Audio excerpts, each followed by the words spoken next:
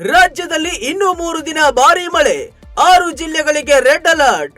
ಹೌದು, ಅವಧಿಗೂ ಮುನ್ನವೇ ರಾಜ್ಯ ಪ್ರವೇಶಿಸಿದ ಮುಂಗಾರು ಮಳೆ ರಾಜ್ಯದ ಬಹುತೇಕ ಕಡೆಗಳಲ್ಲಿ ಭಾರಿ ಮಳೆಯಾಗುತ್ತಿದೆ ಹಾಗೂ ಕೆಲವು ಜಿಲ್ಲೆಗಳಲ್ಲಿ ಅನಾಹುತವನ್ನೇ ಸೃಷ್ಟಿಸಿದೆ. ವಾಯುಭಾರ ಕುಸಿತ ಮುಂಗಾರು ಮಳೆಯ ಅಬ್ಬರವನ್ನ ಹೆಚ್ಚಿಸಿದೆ.